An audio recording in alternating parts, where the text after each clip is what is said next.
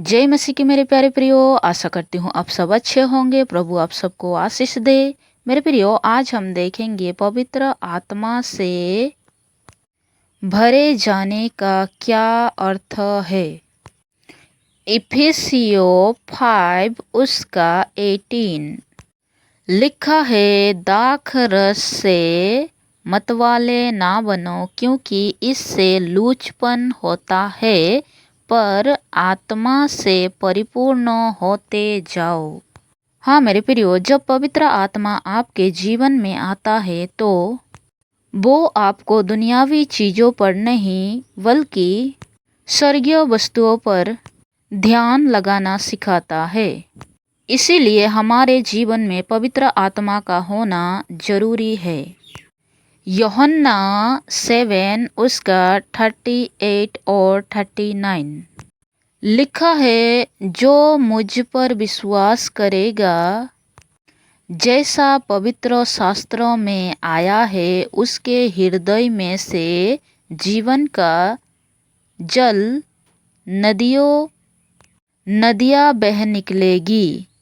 उसने यो वचन पवित्र आत्मा के विषय में कहा, जिसे उस पर विश्वास करने वाले पाने पर थे, क्योंकि आत्मा अब तक ना उतरा था, क्योंकि यीशु अब तक अपने महिमा को ना पहुंचा था।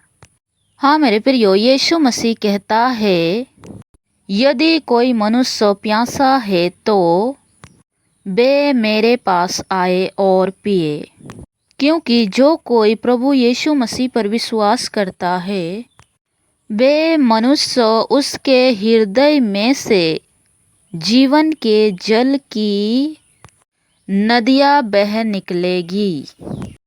मेरे प्रियो, यीशु मसीह यो बातें, यो वचन पवित्र आत्मा के विषय में कहा, क्योंकि जो कोई प्रभु यीशु मसीह पर विश्वास करता है, और लिखा है कि जो कुछ तुम पिता से मेरे नाम से मांगोगे वे तुम्हें देगा, और उसने पूरा भी किया। परमेश्वर ने हमें यीशु मसीह के नाम से पवित्र आत्मा दिया है, और पवित्र आत्मा के भरे जाने का अर्थ यही है कि हमारा मेल परमेश्वर से हुआ है। वो हमें परमेश्वर से जोड़ के रखता है, क्योंकि पिता पुत्र पवित्र आत्मा एक है। यूहन्ना 4 उसका 14 लिखा है, परंतु जो कोई उस जल में से पिएगा जो मैं उसे दूंगा, वो फिर अनंत काल तक प्यासा ना होगा, वरन जो जल मैं उसे दूंगा वो उसमें एक सोता बन जाएगा, जो अनंत जीवन के लिए उमड़ता रहेगा। हाँ मेरे प्रियो, इस वचन में पवित्र आत्मा के विषय में कहा गया है, और यही बात यीशु मसीह सामरी स्त्री से कह रहा था कि जो कोई उस जल में से पिएगा जो मैं उसे दूंगा, वो फिर अनंत काल तक प्यासा ना होगा।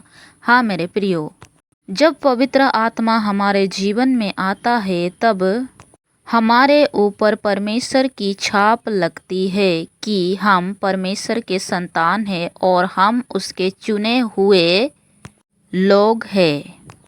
पहला कुरिन्थियों 14 उसका 2 से 4 लिखा है, क्योंकि जो अन्य भाषा में बातें करता है वो मनुष्य से नहीं परंतु परमेश्वर से बातें करता है, इसीलिए कि उसकी बातें कोई नहीं समझता, क्योंकि वो भेद की बातें आत्मा में होकर बोलता है।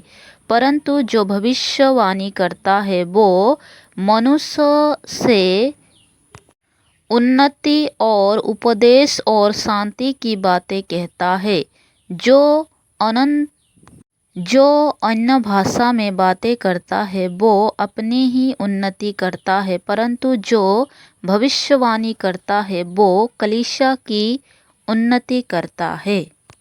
हाँ मेरे प्रियो, जब हमें पवित्र आत्मा मिलता है तब हमें आत्मा का वरदान भी मिलता है।